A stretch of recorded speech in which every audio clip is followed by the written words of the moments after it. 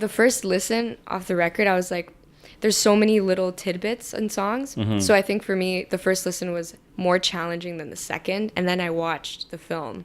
But yeah, Solange is like incredible. She's just so good. It feels so effortless.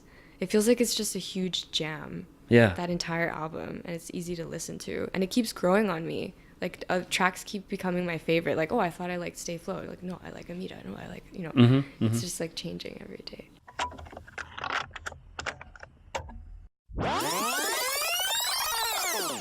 Welcome to This Broken Mixtape, the podcast that rewinds and presses play on the soundtrack to your life. I'm Jeff Wu. And I'm Justin Lee. Montreal singer-songwriter Daniela Andrade began performing and posting originals and covers on YouTube a decade ago. With more than 1.7 million YouTube subscribers, she's cultivated an impressive career that includes 3 EPs and extensive touring around the world. We sat down with Daniela to talk about transitioning from a YouTube singer to a bona fide artist and producer, recruiting luchadores in Mexico for her Genesis music video, and Solange's fantastic new album and accompanying film. This week on the show, our special guest is Daniela Andrade. Welcome to the show, Daniela. Thank you. I mean, for those of you who don't know of you, you started off as a YouTube music personality about a decade ago, I would say. Yeah. And, I think initially when you first started, you were posting covers of other artists and then eventually started doing your own originals and posting those as well. Yeah. Because in YouTube, from what I understand, covers a lot of times do better in terms of like more viewership, just because people know the songs and they like hearing songs that they recognize. And it's not to say that if you do an original, people won't listen or watch it, but there's definitely sort of that risk there. And I know that, I guess it depends on what your sort of motivation for doing it. But if you are doing it to, make money, like through sponsored ads and whatnot, I imagine there's a little bit of that conflict. Did you feel like that in sort of the early days of your career? When I first started on YouTube, actually, videos that I took down were originals. Okay. When I was about 15 years old, I started to write my own songs. And there were some early videos that I put up. And then eventually I went into covers just because it was something that I was noticing in the music community. There's the first YouTuber that I remember seeing that did music was Tara Naomi. She was one of the OG musicians on YouTube, and then it was Kina Granis. And I remember her. Yeah, so a mix of those two girls, like seeing them do covers, I was like, oh, that's really cool that you're sharing an interpretation of a song. And I didn't really think anything of it other than that's nice, like that idea is nice. But then it turned into this thing where people just reacted to my covers, and there was a comment section that I really treated like a forum. Like I would reply to every single comment back in the day before it got crazy. And I think the Michael Bublé cover that I did was the one that got the most views. And then I learned that those views kind of translated to my originals after. So it's like the covers would kind of stream people into what I was doing for myself. Really. Right. So I didn't understand that as any kind of strategy until my manager came into the picture. And then that was just explained to me a bit further because I was like 16, 17 at the time. And then when I was 18 years old, I kind of went more into the covers and doing things that were more consistent. I wanted to provide more consistent content for the audience. There was never any conflict until I was hitting 19, 20, when I was starting to wonder why I was still doing covers, because the desire inside of me to create original content, like my own music, my own music videos, was huge. And I kind of let it stay dormant for a while because it's really challenging to find your creative sound, your own unique sound. And that's kind of been the journey now since I've stopped putting up covers. It's been like 3 years now, I want to say, and just into this transition of trying to find who I am, what my sound is. Right. Yeah. And your earlier albums, your EPs, were largely cover-based, right?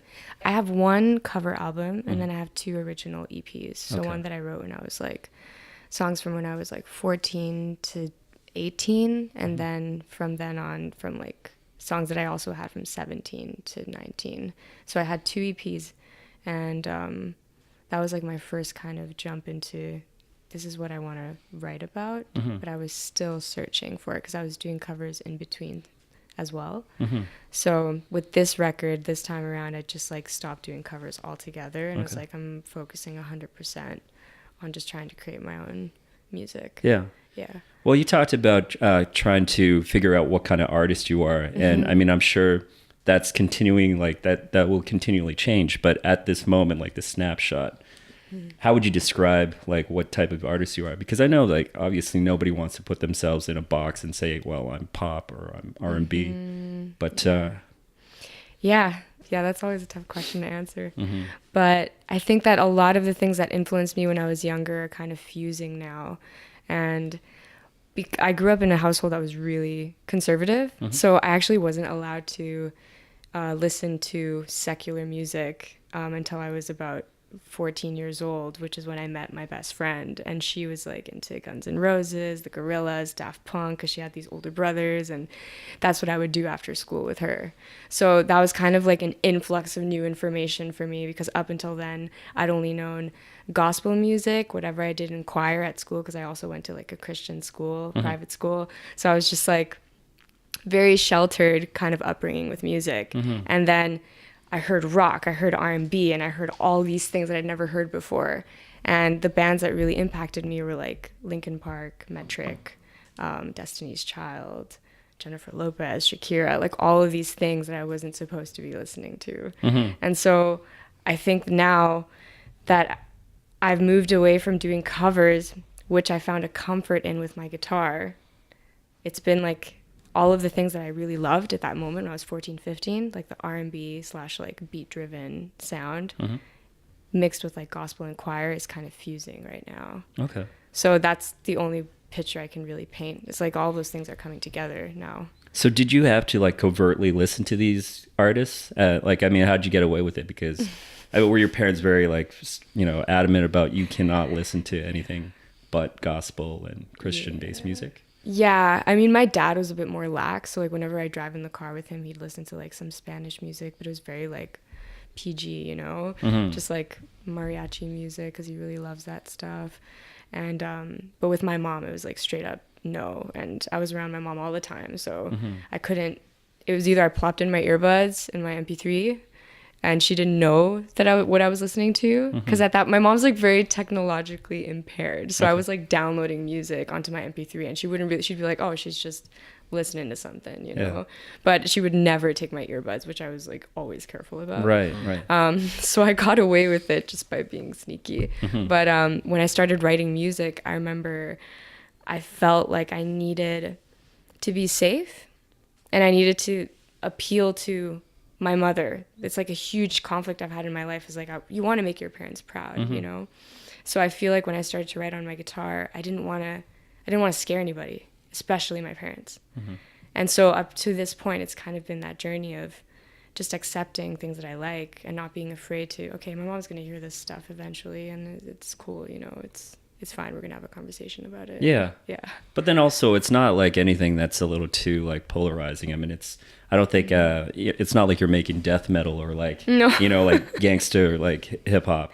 No, definitely like it's not polarizing for sure. But there's things on this next record that like I definitely haven't like told any of my family before. Okay. Like it's going to be a totally new sound that people I think are not really expecting from me. So I know it's going to freak out my family a little bit, for sure. Yeah. I want to get into that. So Genesis, your latest single, right? You're doing a lot of interesting things with your vocals that you haven't really done in your past work. So you're kind of like chopping and screwing them. And for people that don't know what that is, like it's slowing down the pitch. And at times, like when I first heard this song, I didn't even know it was you. I was like, who is this? And you know, the first person that kind of came to mind, not on the vocals, but just production wise, was like Ryan Hemsworth. And funny enough, you're working with him right now, yeah? Yeah. But you produced a track yourself, right? Right, yeah. And I was like, this is like phenomenal. I'm not to say that you're incapable of producing a great song, but I don't know, Jeff, you haven't heard it yet, but we'll play it later. It's great. And I'm hoping that's the direction of your album. Yeah? Yeah, no, yeah, it's definitely very it's very beat driven, more than it ever has been. And the purpose of me pitching down my vocal, I think I was battling with keeping it pitched down because I was scared of what people would think. But that's exactly why I kept it pitched down, because I was like, this is so weird. And I almost sound like a guy. And even in the comment section, people are like, who's the person singing? They like don't understand that it's me. Some people get why I did it because I wanted to convey the message of the lyrics strongly. And I think that in the past, my voice has kind of been painted as like this pristine angelic clarity is what I've heard a lot in comments. And so I didn't want that to be the focus. I wanted the lyrics to be the focus. So in a lot of my new production, I am tweaking with like pitch shifting a lot and kind of chopping up my vocals in a more interesting way that can give more dynamics to the lyrics and the song itself. Okay. So yeah, but Genesis was really fun to make. Yeah, and I mean, the music video was gorgeous. Is it your boyfriend directed it? Yeah, exactly. He was most recently nominated for Best Short for his film. I mean, you were at the Oscars. Yeah. Tell us about that experience, and like, did you meet anybody cool? Yeah, the Oscars was crazy. More specifically, there was this like WME pre-Oscars party. So they're an agency that represents like a slew of artists. And me and Jeremy are huge fans of Kid Cudi. Okay. So we saw him at the bar, and then we asked Jeremy's agent, like, can you somehow introduce us? And he did in a really slick way. And then we ended up talking to Kid Cudi for like 20 minutes. And then like, it was just connecting on such a human level because we saw him on Red Table Talk with like Jada Pinkett Smith has like started this Red Table Talk, and Kid Cudi talks about mental health, and me and my boyfriend are super passionate about that topic. So that's what we hit him up with. We were just like, yo, we saw you on Red Table Talk, and like we super appreciate you talking about mental health. And then it was like, bam, it's just such a nice conversation. So I'm sure he appreciated that too, because people automatically, their entry point will be just music or acting or whatever, right? Right. Yeah. So, that was a highlight for me. Just to like, when you meet someone that you look up to and they're like really chill and like real, and you're just like, thank goodness for that, you know, they're not like a shitty person. Absolutely. Yeah. Yeah. Let's talk about mental health, because I know that you've posted in the past about it. You know, you're very eloquent when you're talking about it. Mental health is kind of a tricky thing to like sort of talk about. Yeah. Where does that passion, you said you're passionate about it, where does that passion come from? Specifically, I think 3 years ago was a pivot point after the last EP, Shore. I went on a tour, like a worldwide tour, and I just ended up feeling really sad after tour, which I've come to realize is kind of a normal thing for musicians. It's like a weird time period between one record and the next. But I felt extra confused and then very unmotivated. And I remember I would journal and list the things that I did in a day to make sure I was okay. And on paper, it seemed like I was okay. Like I was going out for a run, I was eating healthy, I was sleeping properly, but something inside of me was very disturbed. And I felt a huge lack of motivation. And I just decided to go see a therapist because I didn't understand. The only way that I could describe it to her was, I feel like I just keep trying to float above water in my life, and I'm not getting anywhere. So she gave me these really good physical tricks at first, which was like breathing exercises, and then a really good website called selfcompassion.org that just gives you like these like 10-minute meditations. And then she told me cold showers, which was actually, it worked for me. Like doing really cold showers in the morning tricks your body into like, I don't know, some kind of spaz and like adrenaline rush. Sure. How long are these showers? Like, 30 seconds. Okay. Like, they're not like a 10-minute thing. I've heard of this before where it's like you take a regular shower and then the very end of your shower, you just cold. Yeah, exactly. And you're just like, you're kind of buzzing out of the shower. And then there's this place in Montreal called Bota Bota that's all about water cycles. So you go to a sauna for 15 minutes, and then you go on ice cold bath, and then you just relax for 15 seconds. So a mixture of like those physical triggers and learning what self-compassion was like the beginning of mental health journey for me.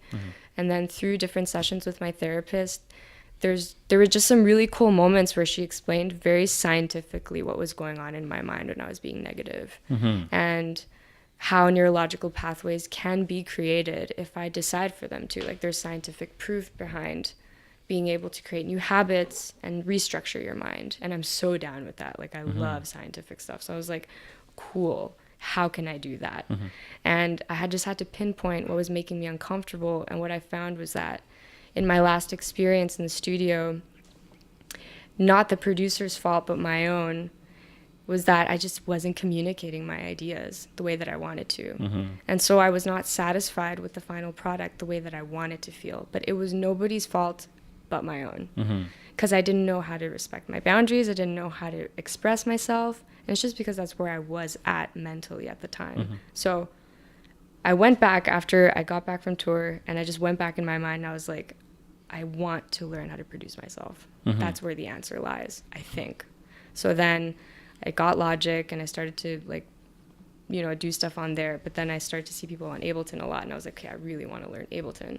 So then I made that my mission late last year, to just, like, learn Ableton and, like, be able to create my own stuff. And that's where I'm at now, where a lot of the new record is actually my production. And I bring, like, the tracks to the producers, like, maybe sometimes 40% done, 70% done, but it's like my idea is there. So there's a good starting point, because it's hard to know where I'm headed because of the things that have been on YouTube, and I haven't released much new music. So when people approach me to collaborate, I'm super flattered, but I always feel like there's this block of, like, they don't really get where I'm going because I can come off a certain way on my YouTube videos, my personality and all that stuff. But now that my ideas are a little bit easier to express, it's just everything's gotten so much better, and it's thanks to therapy. Like, it's a long explanation, but thanks to therapy, I got into production, and now I'm feeling just so much more joyful in my life, creatively and personally. That's dope, because I think that a lot of female musicians, artists, don't really take it upon themselves to get into production so that they can do their own stuff. You know, I guess now the barriers of entry, there's really none, right? Like, anybody can pick up Ableton, even just like a trial version. And Maylee Todd was telling us about how she started just teaching herself. Like, this was maybe a year and a half ago. Yeah. And now she's teaching classes to, like, young women. Yes. Which is dope, right? Like, awesome. Yeah. I think it's out of her loft, right? Yeah. But I mean, what's the trickiest thing for you in terms of, like, learning production? Because you're obviously creative and you have ideas, but to be able to, like, execute it, is that pretty tricky? It was more at first, but now it's feeling easier, and it's the best feeling ever, because I'm starting to figure out. There was something that really annoyed me about my vocals being mixed. It's just like my vocals were always mixed as pop vocals, and I understand that, like, the frequencies that my vocals sits at is a pop vocal, but I don't want my vocal to be treated like a pop vocal. Sure. So figuring out how I liked my vocals mixed myself and the effects change that I like on it was huge for me, because now when I lay down a track, I know what to tell the mixer. I'm just like, okay, this is the idea. I want to allow you creative freedom, because I know mixing is an art form in itself, but, like, please don't treat my real vocal as, like, a pop vocal. That was the biggest thing I wanted to figure out. I was like, well, how can I get my vocals to lay down on a track the way that I want them to? So next for me is learning bass lines, because I'm really good, or I mean, I'm really confident in melodies and song structure, but bass lines are my weak point. I'm just like, where do I go when it comes to the bass? So things sound really bare, but that's why I bring other people in to try and help finish the song. But that's been the hardest for me. I want to get better at that for sure. Yeah. So how far along are you in the recording process? Pretty far along. Like, it's final stages now, putting the final touches. I'd say, like, the last 15% is what we're going to be working on in the next 2 months, just trying to tie everything together and release it soon. Okay. So by summer possibly, or? Oh, I hope so. Yeah. Yes, that's the goal. Okay. And, you know, you posted an Instagram photo the other day of you and Ryan Hemsworth and Giraffage. Yeah. Are they, so I assume that they're working on some of it with you? Actually, they're working on something for themselves. Okay. So Ryan and I have done a few sessions for my music and just some of his music, whatever ends up coming out of it. I'm pretty chill, but yeah, he has some good stuff coming out soon. I'm very excited. Would you say that, I mean, I'm sure you have a lot of influences, but is Ryan Hemsworth kind of one of those main influences production-wise? Man, I didn't know about Ryan until maybe like 2.5 years ago. Okay. So I'm late on that train, sadly, but I'm so happy to know him now. And I think working with him more and doing more sessions, I admire him even more for his production. Because I listened to his last record, obviously I loved it so much. But now, having known him just for his last record, and then Guilt Trips, which is I listened to recently, but working with him in the studio and seeing his process is giving me a whole new kind of perspective on production. And he does it in such a, I don't know, such a thoughtful and zen, approachable way. There's like just no ego when you're working with Ryan. And what do you think is like the most important thing that you've picked up from observing his process? Stillness. He's quiet in a nice way, but it's not awkward. It's just like you just feel really calm, and he gives you room. Like I feel free to tell him, yo, I feel really awkward you being here for my vocal take. Can you actually leave? And he's like, oh yeah, for sure. And I don't feel like I'm hurting his feelings or anything. It doesn't take much personally at all. Yeah. I mean, that's my vibe from him. Okay. For sure. Another great Toronto producer you've worked with, Harrison, who was on our show just a couple of months ago. Did he approach you to do that track, or? Yeah, it was through Jeff, my manager. We connected, and we got together for a couple sessions, and we got a few songs for myself, so that are going to be on the next record. And then there were the 2 songs that ended up on his record. So sessions with him were basically like he'd just play me a bunch of beats that he'd like worked on, and sometimes he had specific beats that he felt were for me, that I just dived into and started to write to. But Better and Atmosphere were some of the first tracks we ever worked on. It happened so quickly. So I was really happy when they ended up on the record, because they were the ones that felt, I think, the most special from our sessions too. Yeah, but he's great to work with. He's so much fun. Yeah, he seems like a great guy. Yeah. So I know, like, in addition to the Oscars, a few years ago you went to the Grammys as well, which, like, I mean, for anyone to go to both the Oscars and Grammys, you're definitely lucky in that sense. Who would you say had the better after parties, the Grammys or the Oscars? I actually didn't go to any Grammy after parties. I went to the Clive Davis pre-Grammy party. Okay. And that was crazy.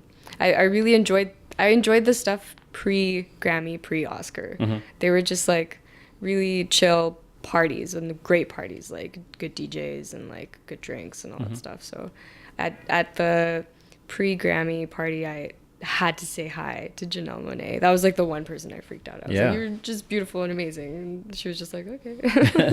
But I imagine at a Clive Davis party, there must be so many incredible people insane. There, right? Yeah. It's just, I mean, it's insane, but it's also at the same time, like, you realize these people are just human. They're flesh. They're talented. They're hardworking. And that's why they're here, you know? And everybody's just appreciating each other. And it's just really nice energy in both of those events. It was really, really cool. Yeah. A few years ago, you had posted a Shakira cover. And, I mean, for anyone who hasn't seen this video, it went viral because you play the cover and then the camera pans over and Shakira's like, what'd you think of that? And then Shakira, like, she's sitting there right next to you, and I'm just like, what? Like, tell us how that came to be. How did you meet Shakira? How did you get to play and tape a cover of one of her songs? Yeah, that was crazy. So she was creating a game by the same company that did Angry Birds. I can't remember the name. Do you remember the name? Love Rocks. Love Rocks. Okay. She was making a game called Love Rocks. She was bringing 6 influencers to Barcelona because Barcelona is one of her favorite cities, and that's where she lives, I think. So she wanted us to experience Barcelona. The email was unreal. It was like, come meet Shakira and have a tour of her favorite spots and get to, you know, be at a party for this game or whatever. And I was like, is this for real? So we got that email not long before we were actually flying out to go on that trip. And I didn't actually know that we were going to be filming with her. It was all kind of like very rushed, and like it was a 2-day crazy trip being with all these influencers in different beautiful parts of Barcelona. And then I think it was the day of filming, Jeff and I were just like, what if we got a hold of a guitar and I sing a song to Shakira that is Shakira's? And then when we got in the room, I had this idea of like, what if we're not showing Shakira at the beginning and it's just like me posting another cover? People think I'm just covering Shakira. and then she doesn't give a shit and she's sitting eating mangoes. And then Shakira laughed at that idea and she was like, let's do it, you know? So the 6 influencers got to go in the room and like have their own time with her. But I since I'm not like a fashion guru or a makeup guru or anything, the only thing I do is sing. So I was like, okay, this is gonna work out perfectly if I can get a good take. And usually Jeff and I would do only live takes, and I would have to do like sometimes 2 takes, sometimes 60 takes. So I was like, if I fuck this up, then it's gonna be so bad. I was so nervous, and she was super, super, super, super kind. So that whole experience was really unexpected. Like, I didn't know that she was gonna repost the video on her Facebook, which has kind of changed my life. Like, she ended up reposting and saying something nice about it, and then all of a sudden, like, my Facebook following went like over 1 million. And at the time we were shooting for Shore, like the 4 music videos in Morocco, and we didn't really have that much Wi-Fi. And I just remember one day when we finally had access, it's like, yo, your platforms are blowing up. And I thought that was incredible, like how much power a celebrity has to change, like, you know, a fellow musician's life. And it really, things took off in a even bigger way after that. So Yeah, it was very unexpected, very organic, and really nice. Yeah. Actually, that reminds me of like when Maggie Rogers was a student at NYU, and they posted that masterclass session of her and Pharrell's just listening to Alaska for the first time, and it's just like seeing like his face is like the most incredible thing, right? Yeah. I love that video. Yeah, it's great. I've seen it a few times. Me too. I want to talk a little bit about the Genesis music video. So everyone should check it out. But you showcase a lot of luchador culture in it. How did that come to be? I mean, what was your concept going into it? And how did you meet all these great luchadors and sort of get them to agree to be in this video? I wanted to make a video for Genesis because I hadn't released content in a while, and I knew that I wanted Genesis to live out in the world, but I didn't know if it was going to be out in the album. So I thought it was like this perfect transitional moment of like, okay, this is a good way to let people know where my sound is going. And I'm always coming up with video ideas. Like, I drive my manager crazy because there's no budget for music videos. So I decided I wanted to make a video, and I told my boyfriend, yo, I kind of want to shoot something that's maybe like all on VHS or all on film. And my main idea was there has to be like cheesy zooms. That's the only thing that I had in my mind. I was like, there's cheesy zooms, maybe like on a subway station, something like that, like just nice architectural areas. And then he was like, what if we go to Mexico? Because we'd already been to Mexico earlier that April. And we were like, what if we just shot in some crazy spots in Mexico? So we have like the location stuff, we don't have to look too hard for like amazing locations, and it's like super cheap in Mexico to like travel around. So I was like, I'm down. So we did this, and he hadn't been a DP in years. Like, he hadn't like, you know, touched film and edited and like loaded film in such a long time. So we were both really nervous, and all we had was a fixer. So a girl that we met at Sundance Film Festival, she's from Mexico. And we're like, okay, you're going to drive us around and just help us, like, talk to people and convince people, because I'm rather shy. I can speak Spanish, but, like, bargaining with people and being like, can I shoot you for a minute? It was really difficult. Honestly, that shoot was very, very challenging because it was only a team of 3 people. So shots took time. We couldn't mess up. It was all on film. So we were stressed about light. We were stressed about people around the city because people shoot a lot in Mexico City. So it was really hard to get some of those city shots because police were on top of us, or like people were asking for a lot of money, and it was a very, very lean shoot. So the luchador idea came because once my boyfriend said, let's do Mexico, I've always been a hardcore fan of Nacho Libre. I don't know if you guys watched that. A billion times. Such an underrated movie. Amazing. It's So somewhere on there. Like for on my sure, rack, yeah. for sure. I mean, I was obsessed with that movie. Absolutely. And I just felt like the luchador idea would be so sick with like everything. Like I styled the shoot, so I picked the outfits beforehand, and I was like, okay, I saw this shiny like workout outfit, and I was like, what if like we do luchador shots and I'm kind of matching with them. So getting that luchador shot, we went to like a really popular luchador training spot in Mexico, and we were trying to find someone that was just willing, like just willing to do a shot with me. But then it ended up being this crazy thing where the main guy, and he calls himself Blue, and we couldn't call him anything other than that, he was teaching a class, and he really wanted us to be a part of it. He was like, oh, you guys want to film it? Like, yeah, like film it. I'm going to do tricks for you. We're going to be like rolling around. And then we had to wait for everyone to go get their masks because nobody wants to show their face, right? So it ended up being this great thing. The luchador part was actually the easiest part of it all, because this awesome dude, Blue, was just like, please film me, you know. He loved it. So he let us like be in the ring. The guys let me sit on their laps, and like they were all just vibing to a song that they had no idea what it was about. I just found everyone so kind. That was like my favorite experience, honestly. It was really cool. Yeah, it's such a great video. And it actually, like, your videos, especially in the last couple of years, really remind me a lot of like a few different things. I mean, like stylistically, like a lot of stuff that Beyonce and Solange have done, as well as like Rosalia. Oh, yeah. And I love, like, I mean, your boyfriend's incredibly talented.